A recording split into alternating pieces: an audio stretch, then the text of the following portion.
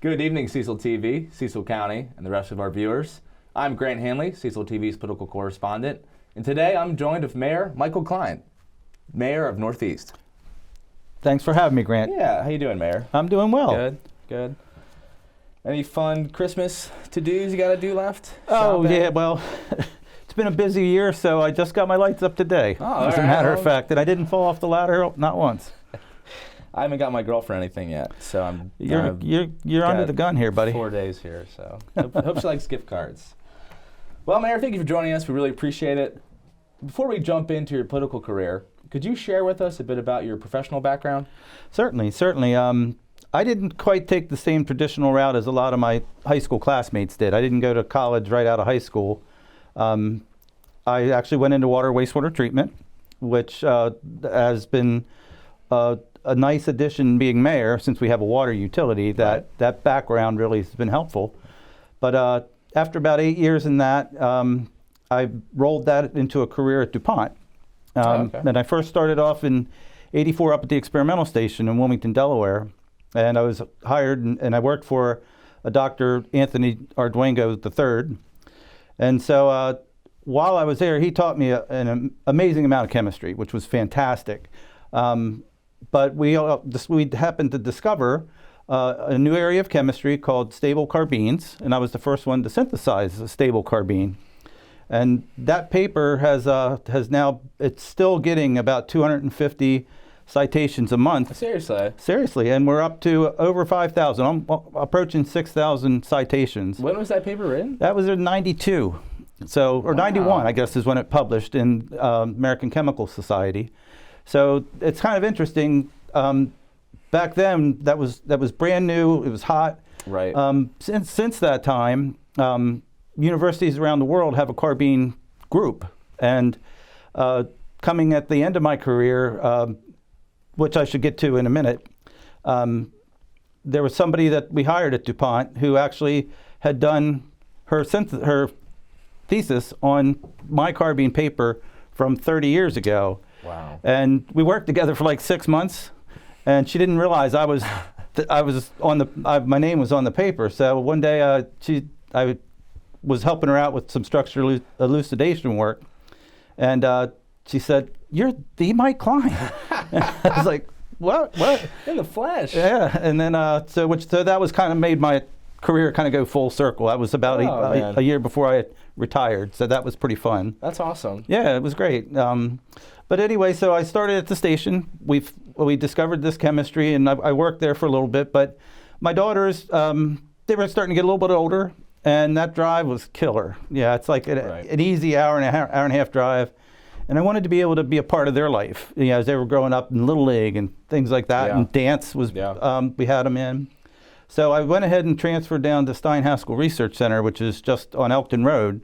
And that took my ride from an hour to an hour and a half a day down to 15 minutes. And boy, what a difference that made. Seriously. So I was blessed there. I stayed in doing the chemistry in the lab for, I don't know, another 8 years or so, till about 2000. Then I transitioned over to analytical chemistry and a technique called NMR spectroscopy. And I provided structural elucidation support for about 80 chemists. So I was blessed. I found my stride. I really, that was sort of a career changer for me. And so with that, in 2012, DuPont had an award that they gave every other year to a PhD and to an associate. It was called the Scientific Leadership Award. And so that was a peer-driven award. And I was lucky enough to be selected as a recipient. And so the prize of that award was that you got to go anywhere in the world for 6 months to do anything science related that you chose to do. So it was a pretty stunningly great award. So I managed to, my youngest daughter was working in Vail, Colorado she was teaching at an environmental education center. Yeah. So I found a job working for Colorado Division of Fish and Wildlife, where we did trout surveys on the Colorado River for about a 200-mile stretch. So I did that for 3 months. Really physical work. When I went to interview for that job, the the gentleman I was going to work for, I was probably about 215, 220 at the time. Sure. He's like, man, are you sure you can do this? He's like, I don't want you to die on me here. So I was like, oh, don't worry. So I got myself in shape, did a great job. It was a lot of fun. Was this kayaking? No, trouts? We would electroshock sections of the river, Right. and so we would be on a raft. Oh, okay. So you would be whitewater rafting, and we would stand on the front with a 10-foot pole with a big net on it, and you'd scoop the fish up as they were shocked and came up, and then we'd stop about every 100 yards, and we'd put them in a live well. So you'd mark them and weigh them, measure them, the whole nine yards, and then put them back in. And then 2 days later, you'd run the same spot, and the number of fish that you caught that hadn't been marked compared to the ones that had would tell you the population of the fish, which was pretty cool. And then the second half, second 3 months, I spent in Denmark, working for a subsidiary of DuPont, but that was doing NMR work. Okay. So that was just a tremendous experience to live for 3 months in Aarhus, Denmark. Right. So it was just a great award, and I was very blessed and excited for the opportunities that gave me.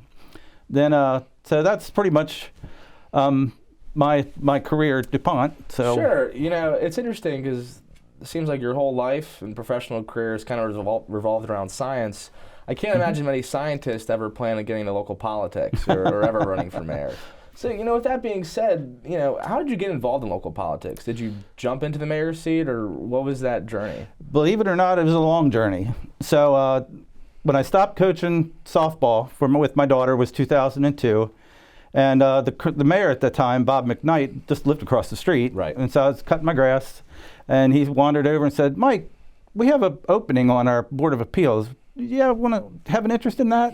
I was like, all right, I'll give it a go. Sure, give it a go. Sure, So I did that for about 4 or 5 years. Really enjoyed it. It gives you an opportunity to direct the way the town is going to grow to some extent. And so I found that exciting. And then Mark Guns, who was a county councilman, approached me. I want to say it was around 2008, and asked if I would be willing to sit on the county board of appeals. So I was like, okay, next step, sure. Right. And so I just next stepped up, did that until I went on sabbatical, and then I had to drop off because I was going to be away for almost basically Denmark and Colorado and all that. Yeah. So I went ahead and dropped off then, and then post sabbatical when I got back, they asked me if I'd be on the planning commission. So that was fine. I enjoyed working on that committee, and then Kennecott in 2015, who was a town commissioner, moved out of town, so that left her seat vacant. And Mayor McKnight approached me and said, "You want to sit on the commissioner's seat?" And so it just sort of was a progression into politics.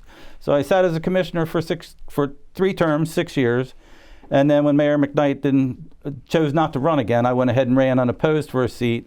And then just earlier this year, I ran and was reelected as mayor. So it's been a journey. Yeah. It really has. And I think it was useful for me anyway to have all those positions, because I think it really helped me wrap my head around the position and what it takes to run a town and have an understanding from start to finish what all it takes. For our viewers at home, Mayor, is that a common path? Do you see a lot of commissioners come up by serving in Board A, Board B, then commissioner seat, or what have you kind of noticed in your experience? It varies. It really does. We have a few that have gone the route of Board of Appeals before they came on as a commissioner. Right. Mayor McKnight was there for 27 years, so there haven't been too many people that so it's only been me since then. So, but there are a few who have. But generally, I don't think that's the common path. Yeah, that's interesting. Well, you're the mayor of Northeast. A lot of people don't really know what a mayor does. Some people think they're like the president. Some people think they're super hands-on. Some people think maybe they're not hands-on at all. Maybe they're just a face. Could you just walk me through the average month or two of being the mayor? What do you do, and what does that look like? Sure, I can do that. But I will tell you that not every town is the same. So it's different circumstances. In our town, we have a mayor and commissioners, but we also have a town administrator. And the town administrator is responsible for the day-to-day operation of the town. Now, and then the town administrator does report to the mayor and the commissioners. Right. So, but as mayor, I work with the town administrator and the department heads and get a budget together every year. And then we present that to the commissioners, and they vote on whether to accept the budget or not.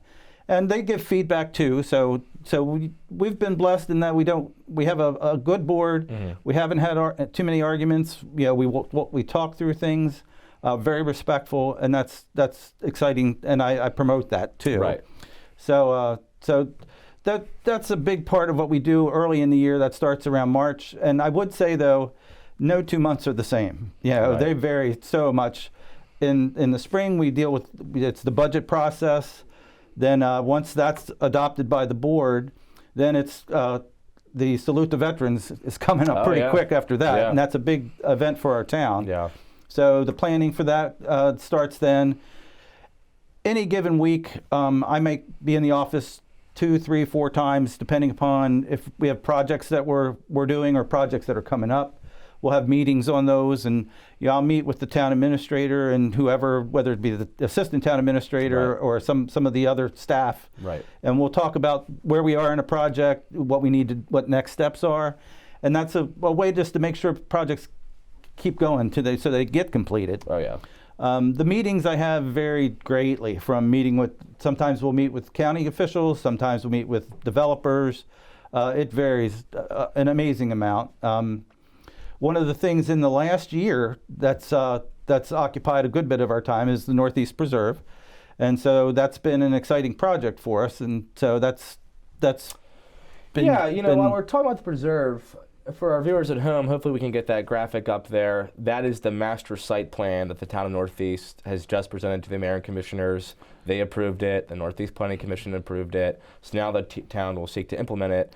But Mayor, could you talk about a little bit about the project? What is it? Where is it? And maybe why? Why is it? Okay, so I have to give a lot of credit to the Benson family, Kelly Hudd and Kelly's mom, Karen.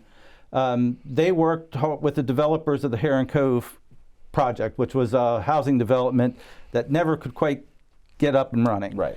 So they talked to them, and they donated that 60 acres of land to the town of Northeast. Now, one of the reasons why they struggled so much with turning that into a housing development was because probably 90% of it's in the floodplain. Right. And that's problematic for development. So, but it's perfect for a preserve. One of my things when I was with DuPont, I worked on and managed a wildlife habitat group. So I'm familiar with native grasses and different habitats. And so when we walked the property, it was obvious there were several unique habitats on that property.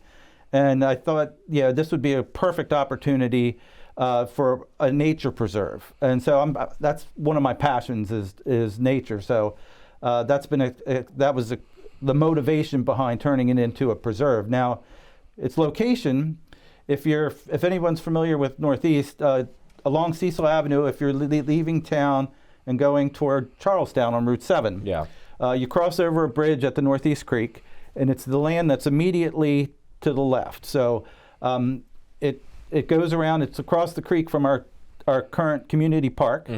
It's basically a peninsula. And so we worked with a developer, with a landscape design team, and we started with a steering committee and we met throughout the year, and we came up with the current design. So that has been, as you mentioned, that's been presented to the community, been presented to the board in past. So now we'll start the process of getting that developed. There's a few studies, like there's an environmental study that'll need to be done, and a historic study as well. Certainly considering where it's located, it's very possible there were Indians there at one time. So, no kidding. Absolutely. Seriously, I did not know that. Yeah. So this whole area had, Indians were here. Dude, I did not know that. Actually, that's funny. So we'll have to do a historic study. Yeah. Just if anything is found, it shouldn't stop the development because we're preserving the land. We're not developing it. We're not going to disturb anything. But that would be an exciting history to have. Oh, it'd be huge. Yeah. Bring more tourists into the Absolutely. area. History nerds and things like that. Yeah. So And if you look at the image for our viewers here watching, it's going to feature plenty of walking trails. Correct. You're going to be really surrounded within these beautiful wildlife, within this grassland, overlooking the Northeast River. It's really going to be a spectacular project. And you may be the crown jewel of the county. Yeah, is the absolutely. optimistic approach. But well, I might be a little prejudiced, but I think Northeast is a crown jewel of the county, and this is just adds to that. Right. So we're project really looks excited. beautiful, and I'm pumped to see how it goes. Yeah, the next couple we're of really years. excited. We have a few things to do.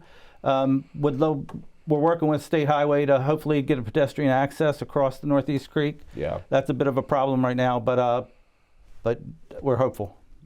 We were talking about how you're biased and you love the town of Northeast, and I think you should, being a mayor and all that. Looking towards the future, what are a couple of strengths and assets of the town? Mm-hmm. And then what are some of the challenges and issues you see within the next 5-10 years? Sure, certainly.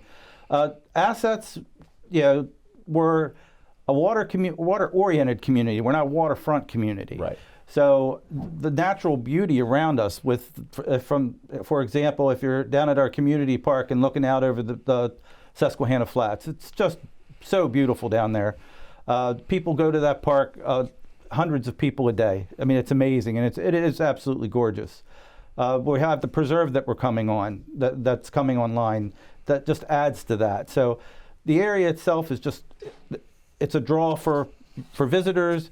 It's a place where visitors come to enjoy, then they want to come live here, then they become residents, and so it's a combination, of things, and that's pretty exciting.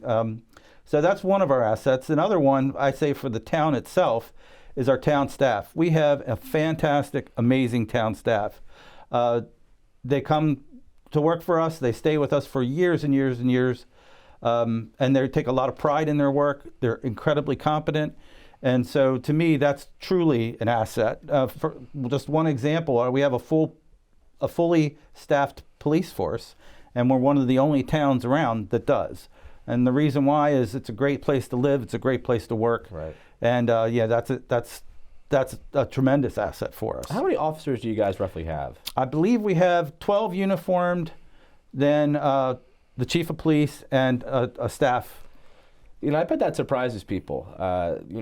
People think the town of Northeast is this small Main Street area, but when you look at the corporate limit, those 12, 13 police force members, I mean, they have a lot on their plate. They have a lot on their plate. That they very much do, and they do a tremendous job.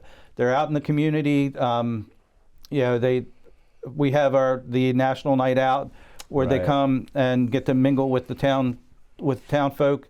They're active on Main Street, so they have a great communication with our business owners, and that's another thing that's an asset for us. To keep on going, is that we have a tremendous business community. Our Chamber of Commerce is fantastic. We have just a wonderful combination of restaurants, retail shops that are different, not something you get in every single town. We have some services. Real estate agents are there. So we have a tremendous business community that they take great pride in their storefronts. They're well lit up for Christmas. It's a great drive down. We have the Santa House, and kudos to Rob Crouch for everything he's done on the green. It looks beautiful. Vibrant community. It is very vibrant, absolutely. So what are some of the challenges you see going forward? As with most towns, infrastructure. We have our water treatment plant that is capable of producing 4 times the amount of water as we have the ability to pump. So increasing, upgrading the water treatment facility is a huge priority for us, but that costs a lot of money. So we have our ARPA funds that we can use for some of that infrastructure, but we also have a water rate study that we're in the process of. Running that utility down the road is expensive. Right. And so we do these studies so that we know how much we have to charge our customers in order to maintain that water facility and keep it running and down for many years. Included in that is our stormwater. And people don't understand, not the average person understands that the town has, and or towns our size and everything bigger, have MS4 permits. Right. It's an unfunded mandate that you have to reduce your stormwater over 5-year periods. We just finished our first stormwater permit, and it's daunting. Now we were lucky we were able to find the reduction that we needed. We were able to purchase it, which was great. But one of the good things moving forward with the preserve, we may be able to do some shoreline revetment as part of the preserve project that could directly go toward our next MS4 permit. That's going to be huge. That's going to be huge. Absolutely. For our viewers at home, guys, just so you have some more context too, the town of Northeast provides water to over 9,000 water customers and users. And when it came to the MS4 permit, the town spent, by the time it was all said and done, I would say $300,000. Easy. And that is, the state is saying, you got to do this, figure it out. And the town of Northeast, we're not, this isn't Columbia, this is, right. We're not rich. So that's a hefty challenge. It is and it's going to happen again. The next permit's going to come again. Mm-hmm. One of the things that the town did that I think was probably one of the smartest things that we've done is we brought on a full-time grant writer. And so they go seeking grants for us. And so hopefully she'll be able to find grant money to help us with some of that. That's a big asset. That is a very big asset. She's been tremendous so far with the grants she's gotten with our police force. So we're pretty excited to have her, and she's doing a great job. Mayor, as we wrap up here, do you have anything else you'd like to share regarding the town of Northeast for the mayor? As we said earlier, my opinion is the town of Northeast is a true gem in the county, and I have just tremendous pride to be the mayor. It's an exciting position. It's an honor to serve in this role, and I've gotten to know all our employees and a lot of our residents. As mayor, you're the face of the town, so right. I represent us at different events around the county, around the state, and it's just an honor to be able to do that, and I'm just thrilled to have had that chance. Well, that's lovely. Mayor Kline, really appreciate it, sir. Absolutely. Thank you for joining Cecil TV. Grant Handley, Mayor Michael Kline of Northeast, signing off. Have a good night, folks.